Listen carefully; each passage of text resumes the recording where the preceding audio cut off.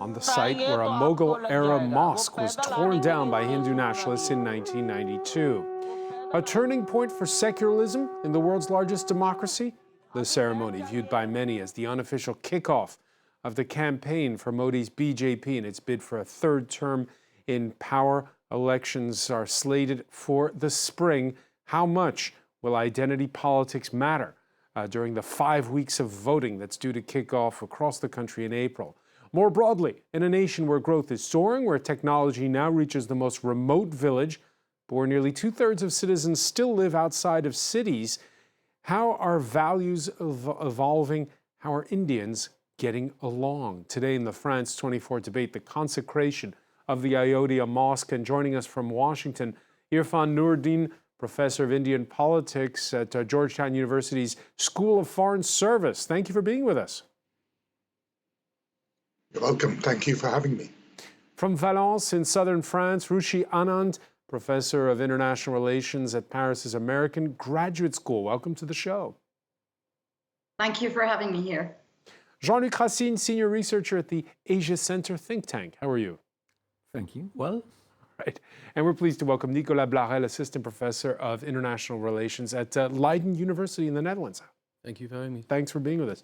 The France 24 debate, where you can react on the hashtag F24debate.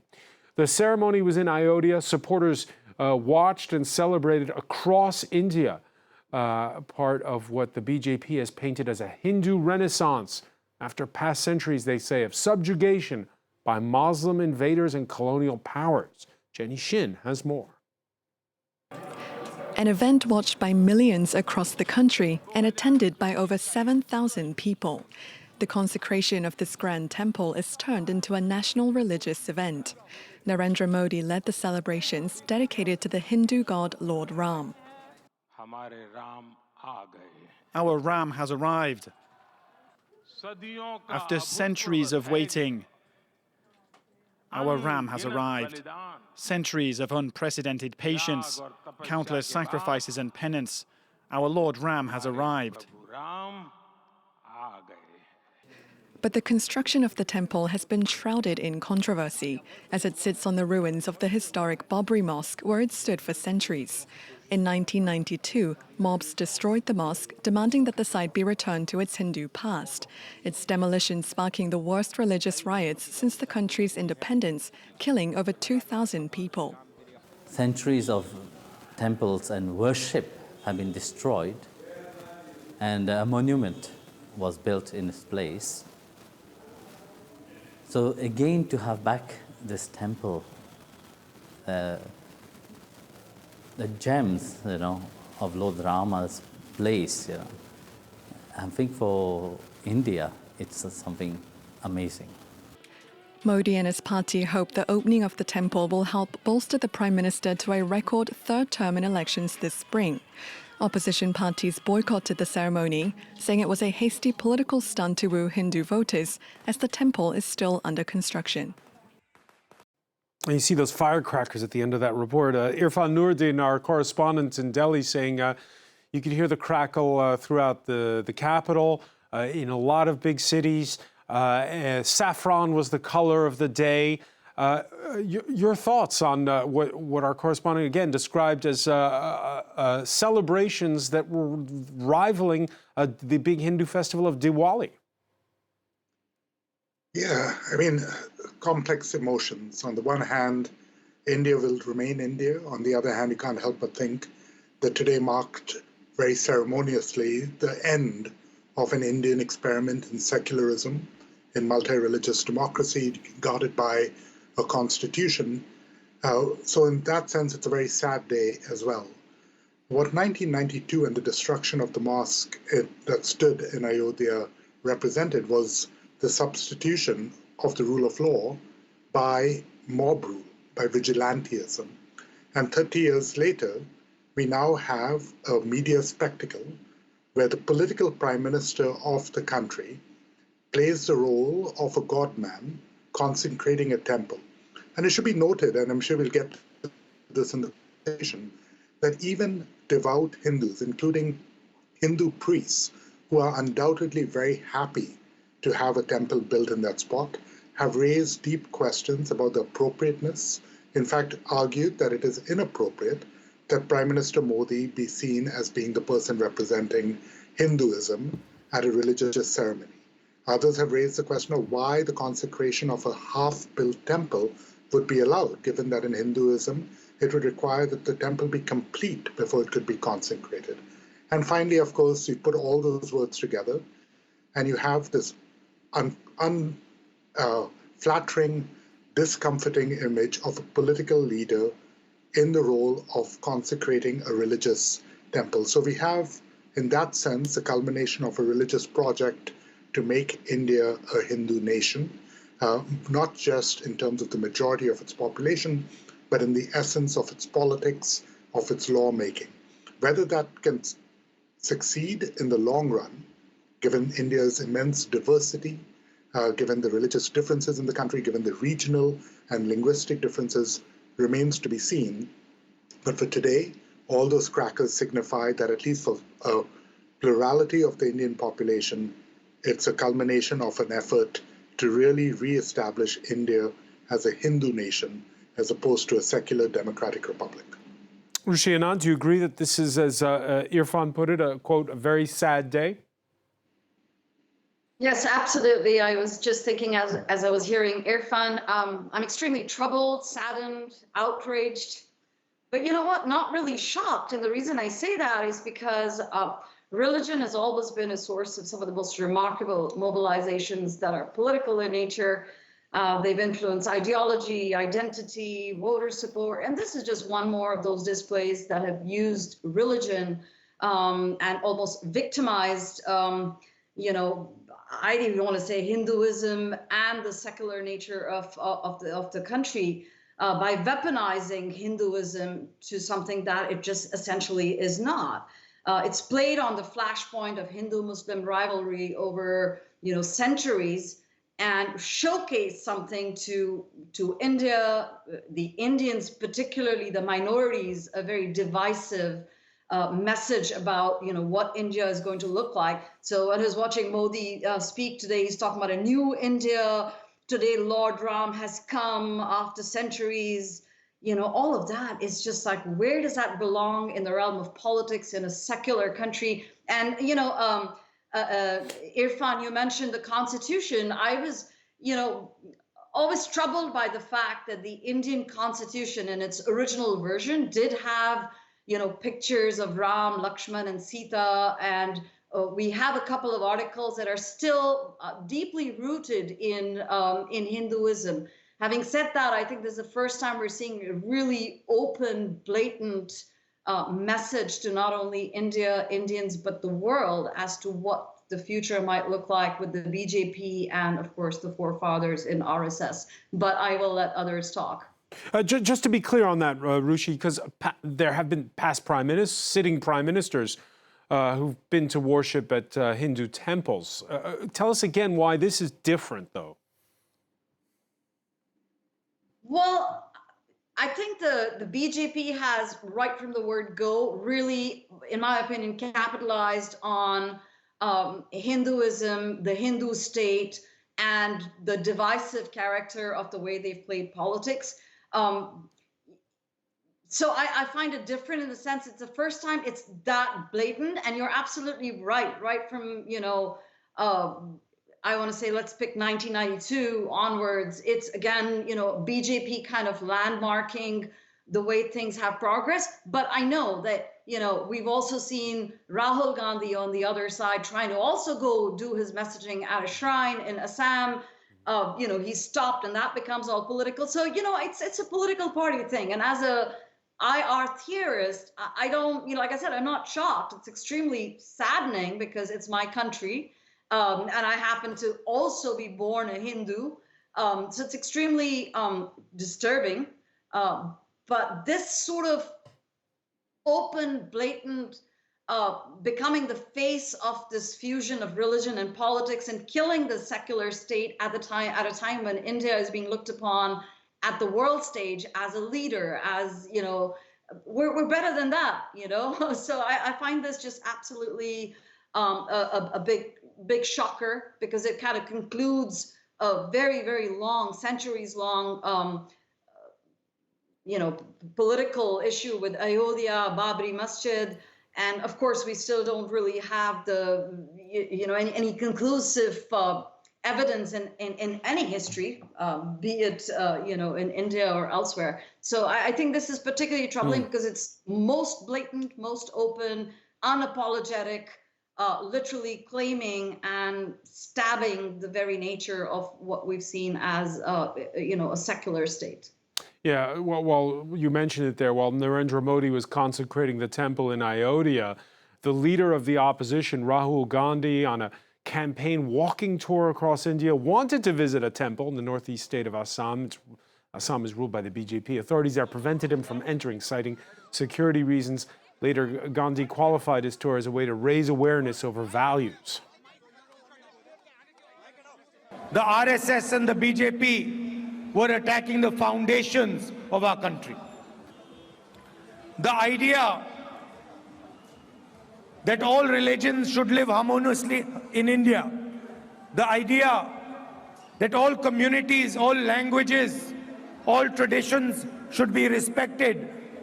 Now, noble words, Nicolas Blarel, but as you heard Ruchi say, he also tried to visit a temple as well, and it's part of the campaign. So is this all just politics? I mean, there's part of politics to it, and it actually is a clever, I think, political strategy from the side of Narendra Modi.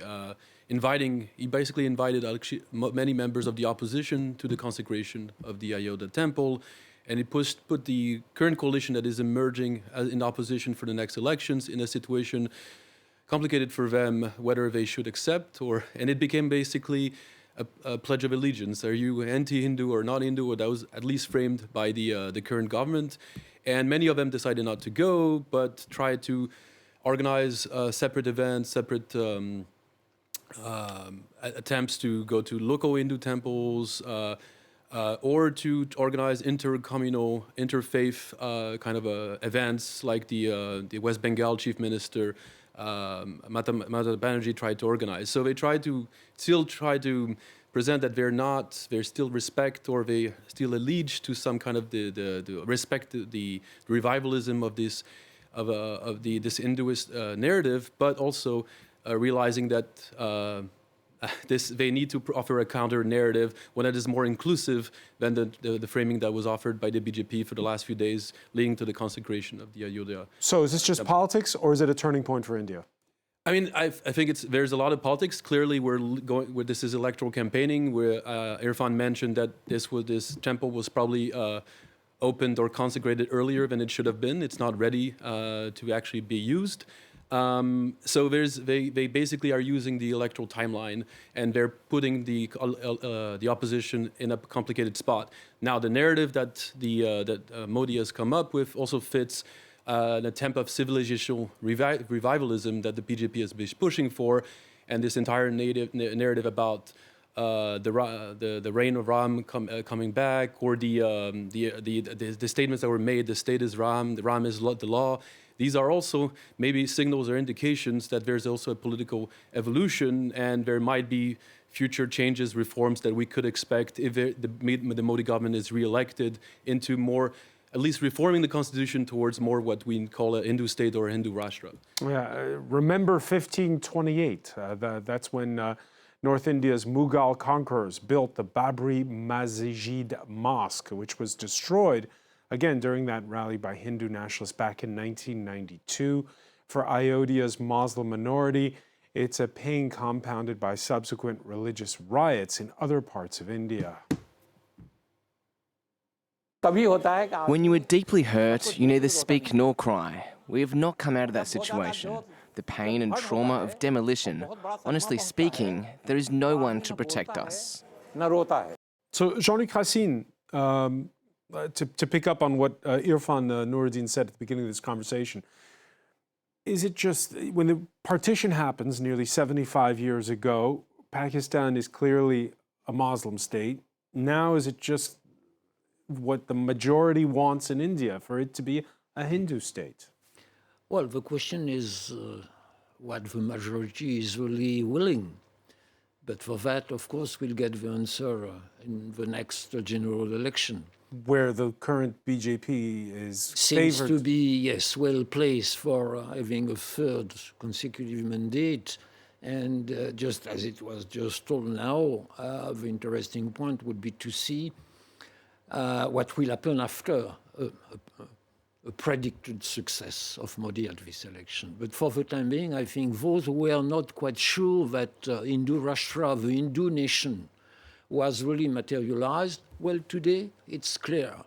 I mean, both when we look at the visuals, I mean, it remember what has happened when Modi inaugurated the new building of a parliament instead of a president of the republic. And here we see a prime minister who is really playing the role of the chief priest, with a benediction of a local chief priest, but with a protest of some high spiritual leader who say, well, it's not like that the inauguration should have happened.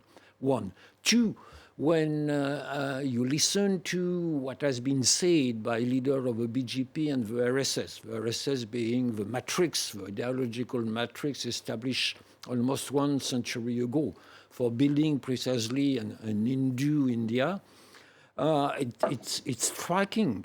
It's not just when we say the advent of a new era, it's in a secular language. But when we listen to what has been said, I just quote, a new cycle of resurgence in our nation, an expression of the eternal soul of India.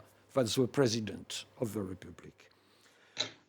For Modi himself, well, this Grand Ram temple will become a witness of the emergence of a grand India. And Modi himself define the temple as the temple of a national consciousness, a witness again to the emergence of India philosophy and the grand India. And for Yogi himself, a monk, but also the chief minister of Uttar Pradesh, as you say, the largest state of India where Ayodhya is located, it's just the proclamation of a reign of Ram.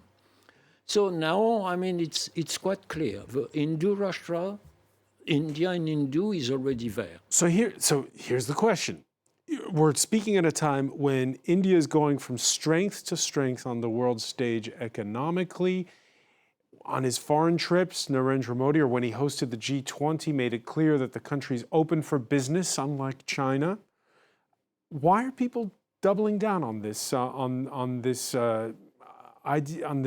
religious identity? Well, I think we have to look at the two sides of the question. On the one hand, of course, you have a certain percentage of Hindus who may recognize themselves in this kind of evolution.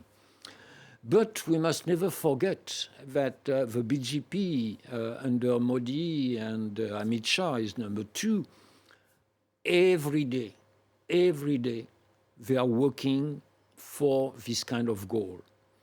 You know, just before coming to Ayodhya, Modi was in the extreme south of India, Tamil Nadu, a state which is run by the opposition, where we conducted pilgrimage in high Hindu places, which are important in the general religious geography of the country.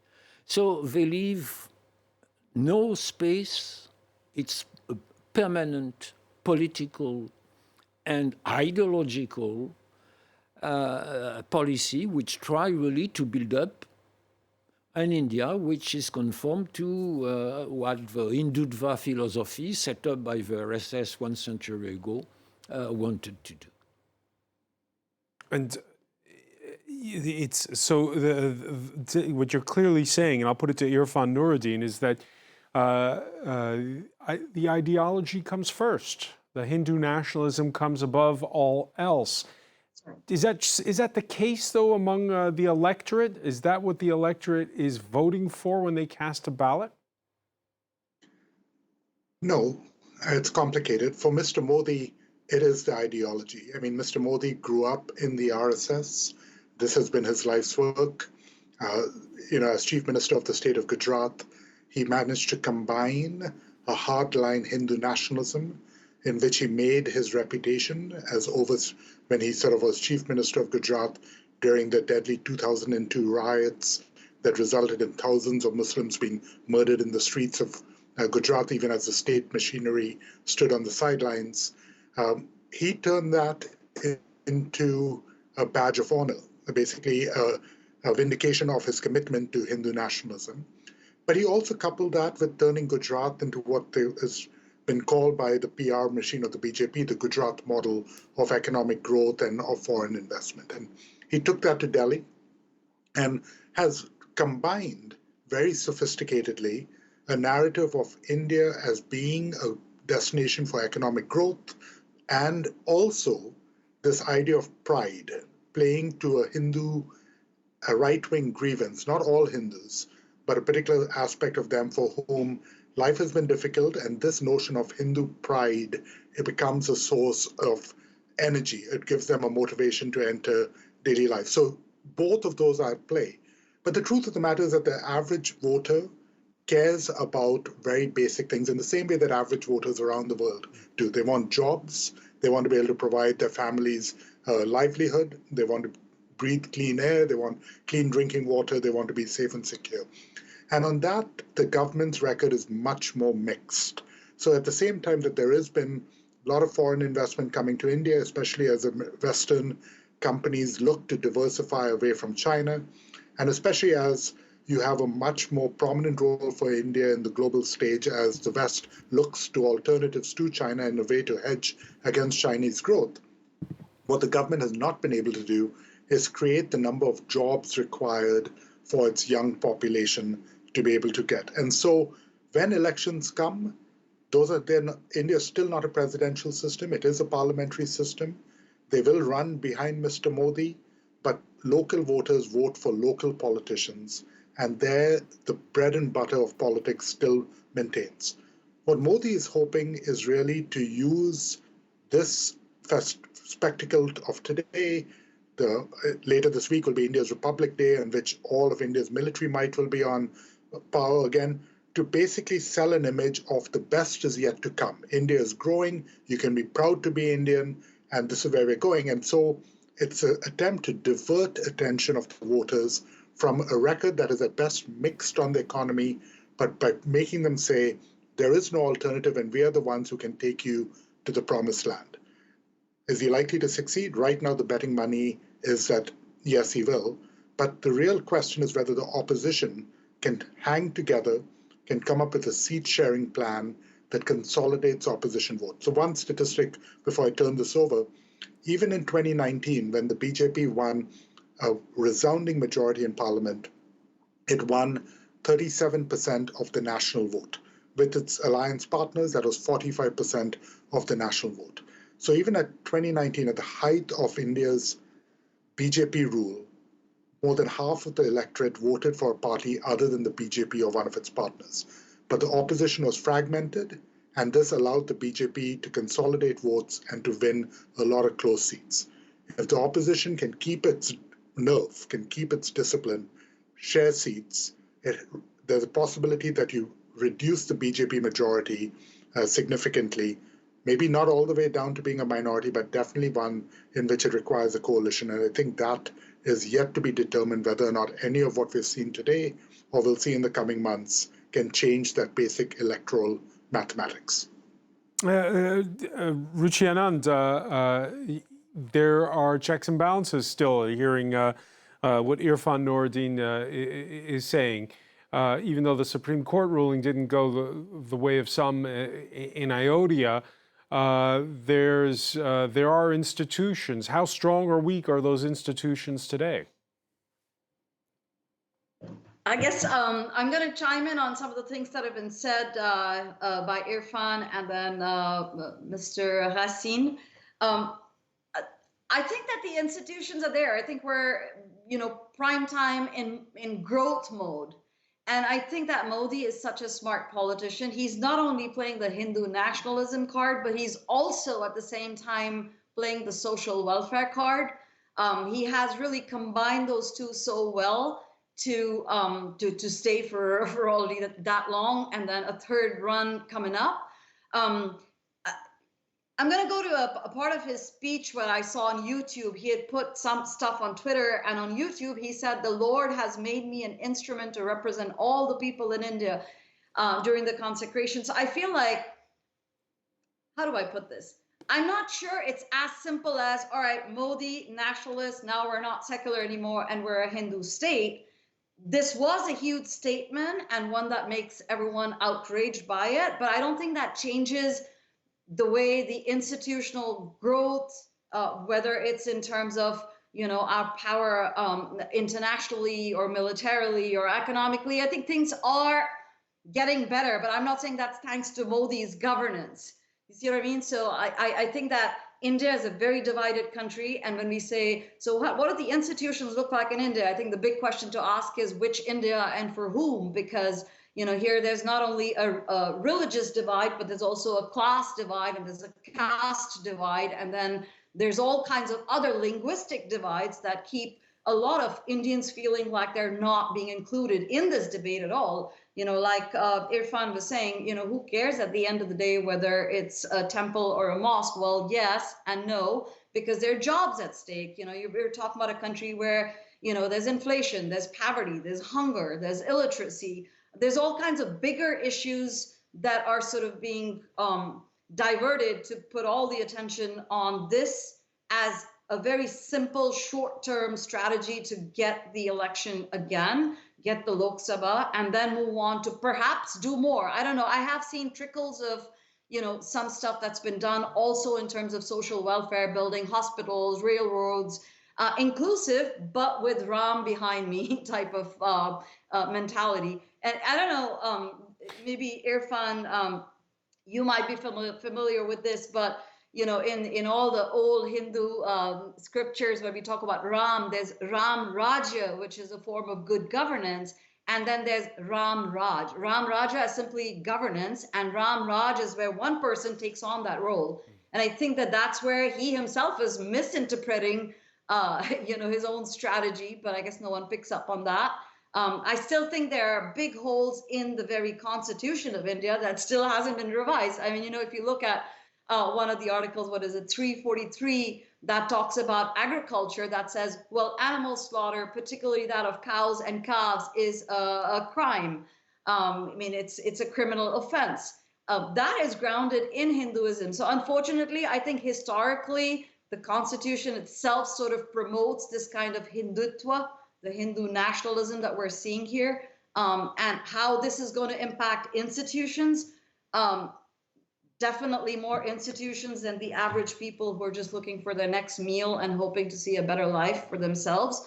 You mentioned, G20 and, Modi coming to France, and now, Macron's going for Republic Day to India. The sale of all kinds of Rafales and all of that. That's another India. We're not even talking about that when you look at the pictures that you're showing us, of the actual ceremony and the people that are impacted. Ayodhya actually happens to be such a small and a very, very poor city or place, really, with not that many inhabitants. And if you go outside of this temple premises, there's garbage everywhere, there's traffic jams everywhere, pollution at its peak. So there are issues which are obviously being diverted by a very cunning and smart politician who knows how to strategize to at least get the next election. But I'm not sure the Congress is not playing the same game, so we're kind of in a soup. I'll stop there. Yeah, it's interesting because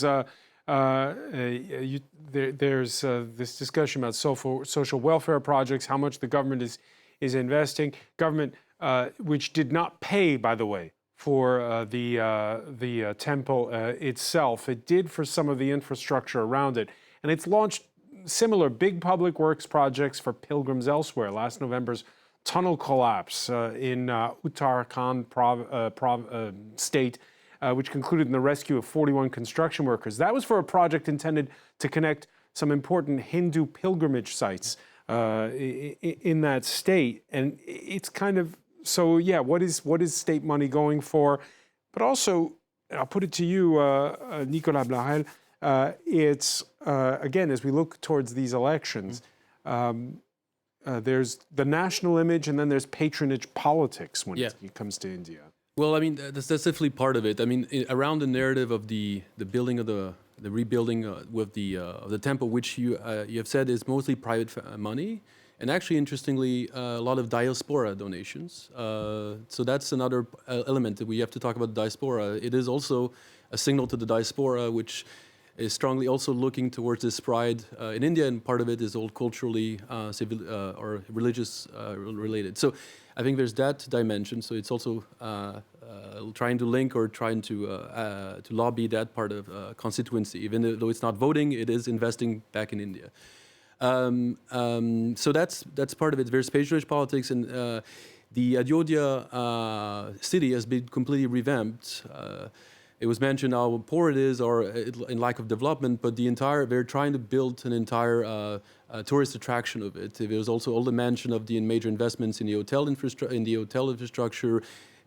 the kind of amusement parks that would be constructed alongside the temple. So there's all these plans that are along these pilgrimage areas of development projects, which will be linked to a specific type of tourism and other types of development projects that are linked to the pilgrimage.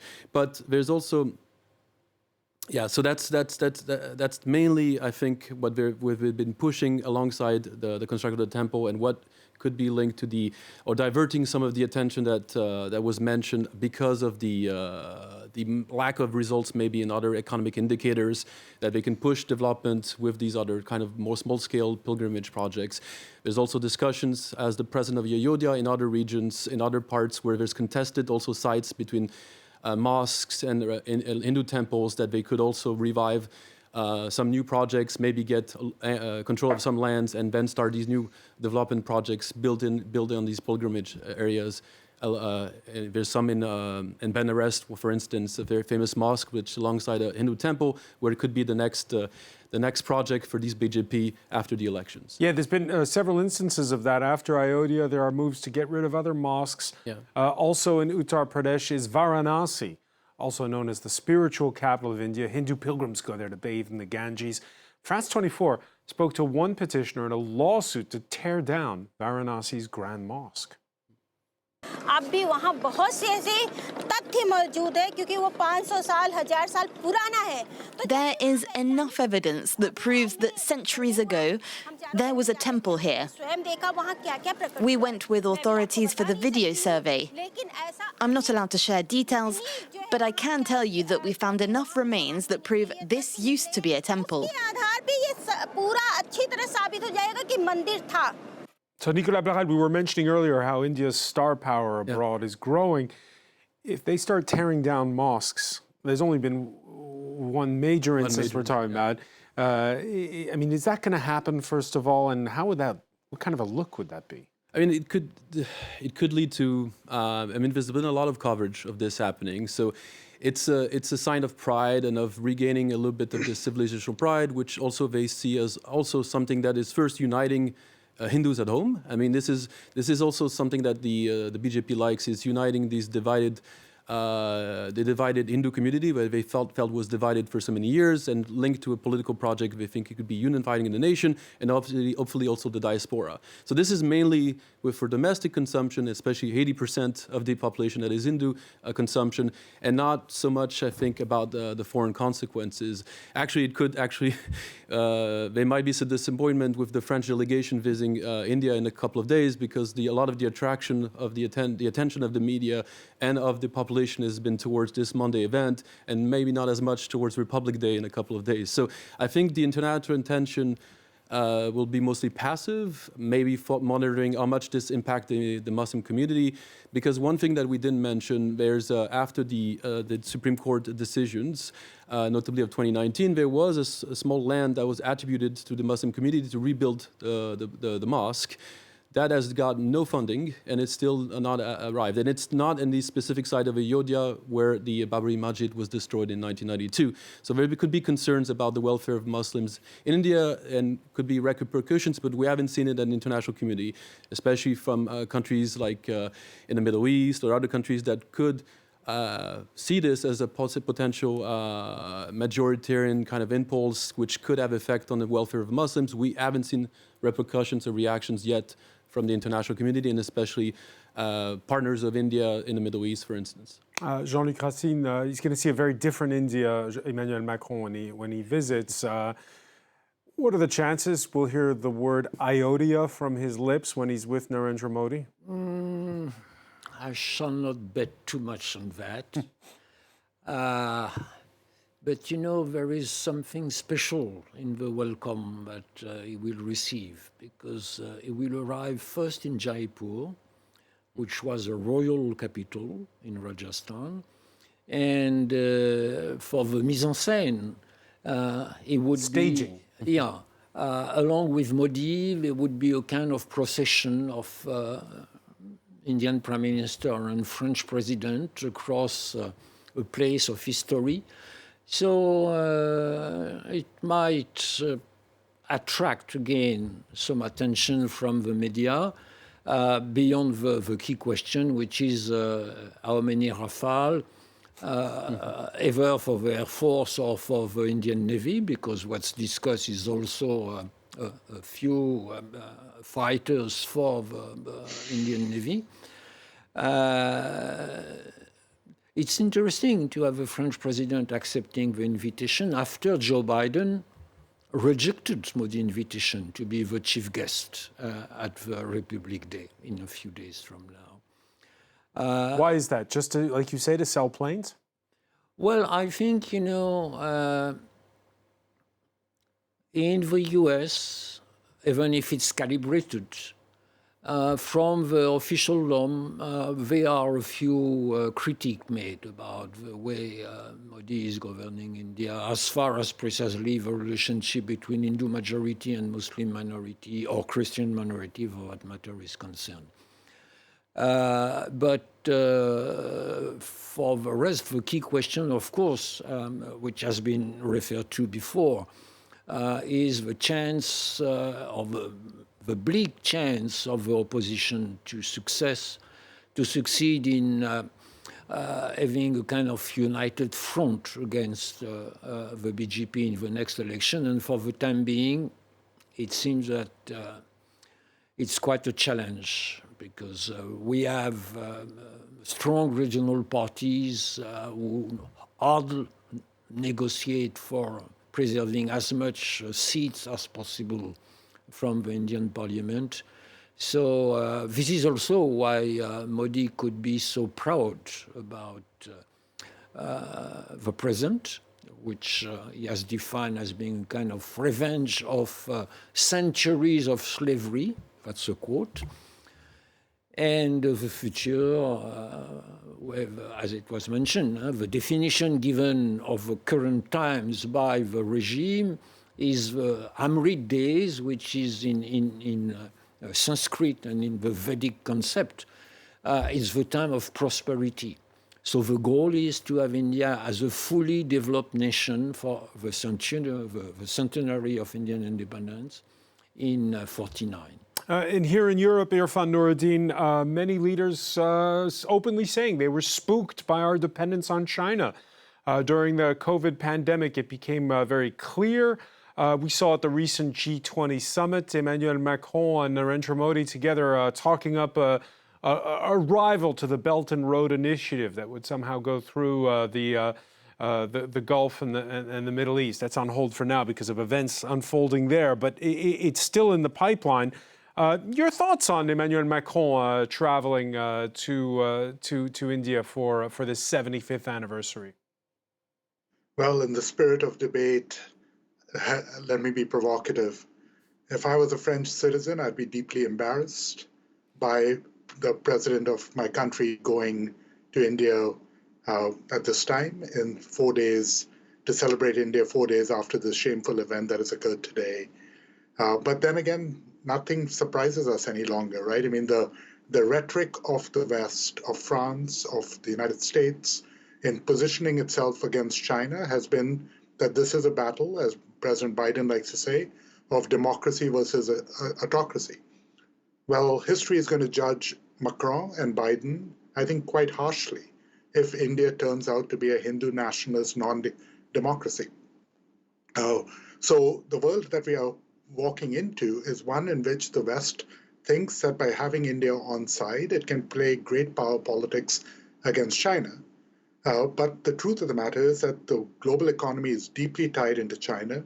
India has not proven the alternative that everyone hoped it would be. Maybe it will, and for the sake of the Indian citizenry who require jobs and require development, one hopes that governments can attract investment and create jobs. But in the short run, much of that investment is going to other non-democratic countries like Vietnam, for instance, which has been the major beneficiary of the diversification away from China. So for the West, I think there's a moment of truth, which is in the Cold War, we played the game of freedom versus communism. And in the pursuit of that, defended a lot of pretty awful dictators that oppressed their own citizens. And now, because we don't remember history all that well, we are going to be repeating the same mistakes over and over again. So last year, we had Modi, who was feted with a state of the, address, a state visit by Biden, was the chief guest at Bastille Day by Macron. Macron has returned the favor now by coming. And what that does for Modi is absolutely inoculate him against criticism that he is leading democratic backsliding, that this is religious majoritarianism, because he and his tremendous army of IT, Twitterati, will turn around to any critic and say, how can you criticize us when the president of France, a democratic country, has honored us by inviting the prime minister to be chief guest and is now coming to be the chief guest at our Republic Day? How can you criticize us when the president of the United States lays out the red carpet for us over there? And it means that local civil society, local voices, local dissidents get shut down over and over as the government uses every part of its institutional machinery to stifle dissent, to stifle the press, etc. So at the end of the day, look, none of us are naive. Great power politics follows its own logic. But the question we must ask as citizens in democratic societies is whether our governments are acting in the interest of the values and interests of the country. And the question I would pose to you and to your viewers is that in 15 years, the worst occurs, and India has turned into a one-party hegemonic religious nationalist society. What kind of partner will we have? Will it be a partner that we are happy with? Modi and Putin have a very close relationship, which was reaffirmed in the last couple of weeks by Mr. Modi, talking about how strong the relationship with Russia is, and that Russia and Putin will remain great friends to India. Is that the partnership that we are looking for if you are a citizen of France or of the United States? None of this is easy, none of this is simple, but it does mean that the optics of the French president walking through India, being feted and celebrated by Modi 4 days after today, on Republic Day, are going to play really well for Mr. Modi, and I think be pretty embarrassing for Mr. Macron. Of course, the counter-argument, and we've heard it from Indian sources, Rishi Anand, very quickly because we're almost out of time, is that India is also decoupling from its military purchases, which used to largely come from Russia. In fact, we've been talking a lot about French fighter jets in this show. Just a quick final word from you, Rishi, because we're out of time. Just on this visit, what optics do you see it under? Well, it's not easy to simplify this because I think there's a lot of complex dynamics at stake. I think that the high power politics there comes from India always sort of sitting on the fence, leader of the non-aligned movement. They're doing sort of the same here. Perhaps Macron thinks, oh, look, we're best friends. And so we have this coalition against an upcoming or growing China or Russia. But at the same time, India is also in the BRICS. I also want to point out here, something that didn't come up is that this entire discussion for me does take a whole different angle when you put in place the global context of Islamophobia. That Modi, sort of goes with Hindu nationalism, and it's the minority, Muslims and the Sikhs and the Jews and others at stake in India is less of an issue than if it was the other way around. So I think that sort of is fostered by, skeletons in the closet that even France has. So it's kind of like the mutual back scratching. I think there's a lot under the la laïcité of France as there's a lot under the secularism of India. And then, of course, there are Rafales and military cooperation at stake that's been around for a long time with the Russia-Ukraine backdrop. There's also a very largely growing interrelationship between their economic ties with students. I know I work in that domain, so I know right now Macron and Modi have signed a deal for Indian students to flood France and French students to go to India with all kinds of special arrangements. It's really power politics here, and which is the theme of your the entire debate. And it's unfortunate because I think that India is better than that, and I think people, if given the power, would not be playing this game. This is really the surface of it, and hopefully some good sense will prevail, and we'll be able to see through the mess, and somehow not let Indian secularism die this death. All right. Well, the proof will be, I guess, in the pudding. We'll see how the future is unwritten. I want to thank you very much, Ruchi Anand, for joining us from Valence in southern France. Irfan Nuruddin in Washington. Jean-Luc Rassi, Nicolas Blarel, thank you for being with us here in the France 24 debate.